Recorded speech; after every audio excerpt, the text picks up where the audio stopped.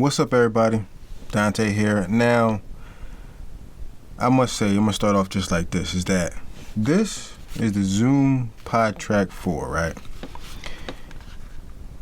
Now, a lot of people probably ask me, like, yo, Don, you got the Rodecaster Pro, you got the Zoom H6. Why'd you get this? Plain and simple. You know, I do a lot of podcasting by myself, so a lot of times I just need something. Like if I got a table like this, and I got this big old Rodecaster Pro here, and I'm using a Shure SM7B or the Electric Voice RE20, I gotta have that there, a XLR cable, cloud lifter, and another XLR cable to the microphone.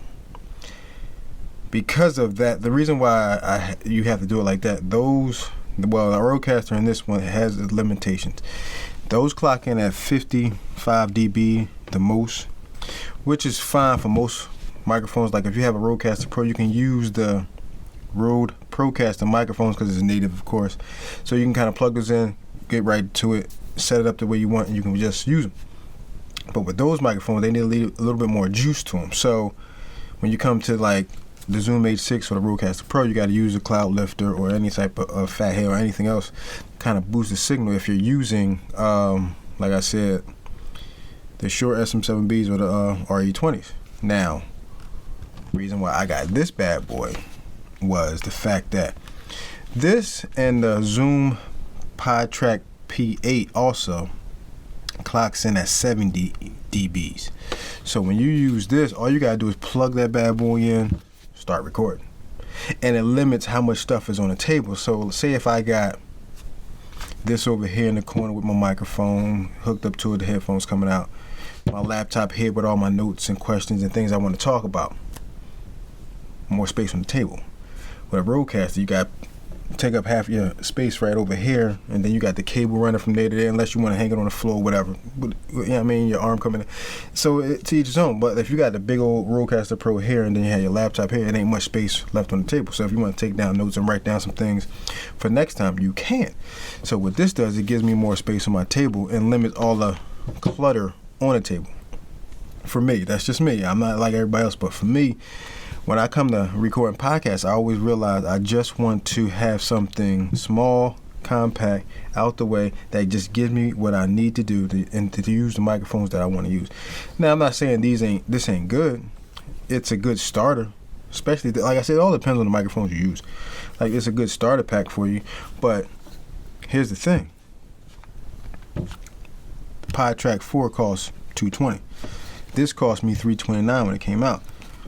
Feels a little bit more sturdy, more, premium, that feel to it. This does feel a little plasticky, cheap, but look what comes with it. You got 4 XLR inputs on both of them, right? You got 4 here, 2 on the side, 2 on each side over here. You got 4 headphone jacks here, where you only got 1. And this has sound pads to it, so if you want to have like music playing in your podcast, you can do that with this. Can't do that with this. You can make phone calls with this. You gotta use the capsule and plug a cable into it and all that other stuff. No, not with this. You can just plug it into your phone, make phone calls, and it's just more options for a lesser price. Yeah, it don't feel as premium as this, but to each his own. Now, for me, like long term, like I said, I just like to have as little as possible on the table. That's just me. I can easily tuck this under the table somewhere and it's out the way. Just long as I have long enough XLR cables for my microphones. And at the end of the day, I definitely recommend getting this to like for a audio recorder. Like if you're using a microphone that's out of the frame and stuff like that, and you just want to use something that record audio, you could use this too. You want to start a podcast, you definitely can with this because it's perfect. 4 XLR cables, 4 headphone jacks, so you can have up to 4 people and everybody can monitor their own audio and everything. When it comes to this is good for a starter, but I wouldn't recommend like long term. You definitely want to invest in this one, the P4, or even the Rodecaster Pro, depending on the podcast setup you're trying to have. Like for me, I do a lot by myself, so if I can have as little as possible, it's perfect for me. But if you're having like multiple guests over and you want to kind of have like a big layout, Rodecaster is more suited for that. And I must say, when you use that, like everything about it, the preamps, everything about it is just top notch. And like the sound pad's a little bit bigger. It's more of a studio type of feel to it. Same thing with the P8. That's up there with this because that gives you 70 dBs as well. So all you gotta do is plug in your microphone. You don't need nothing extra to boost up any signals with short SM7Bs or anything like that. So overall, like, you can't go wrong with this, the P4 or the P8. Now, once I get like a studio set up and I got like a room dedicated for podcasting, I probably will switch over to the Rodecaster Pro because it's just like, it's more options. You know, it just gives you more options for what you, I mean, this is great for the price point that I got it at. But the Rodecaster Pro just has a little bit more features that this doesn't. That's all. And you just have more, you know, options when it comes to doing multiple things. Like, you can still have 4 people in a podcast and still have a phone call in there, or, you know, a Skype call, anything like that. So you can have up to like 7 people in one podcast with that device. With this, if you use a phone with it, it takes up the 3rd track. So it limits you a track. So if you got 2 people there and you want to have a phone call, it's going to take the 3rd track. So you can't have a 3rd person. Well, you can if you use the 4th track, but you can't have like 4 people and a phone call in there. You know, things like that. To each his own. Like I said, if you're trying to do all that, you need a bigger device for that. You can go with the Rodecaster or the P8. So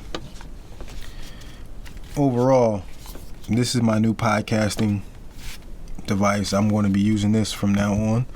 Like I said, until it's just me. Until I get my own studio space for just podcasting, that's when I'll switch over to the big boys.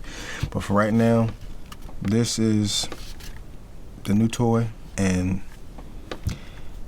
stay tuned for the podcast and tell me how you like it. Because for this device to kick out 70 dBs, and all I gotta do is plug in my Shure SM7B and just start talking and recording, oh man, that's top notch right there.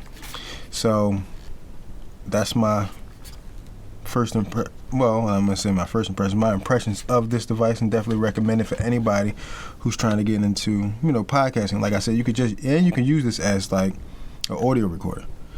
Like I use my Sennheiser MKE 600, or I may be saying it the other way around, and I could use that, plug it in, record, and just use it as an audio recorder, or hook it up to a computer and uses that. So this has many options for the price point. $220. Definitely recommend it. Can't go wrong with this. Hope you enjoyed this video. Post a comment down below. If you was thinking about this, had second thoughts about this, all I gotta say is I recommend it. Go for it. Thank you guys for watching. Hope you enjoy, and I will see you guys in the next video.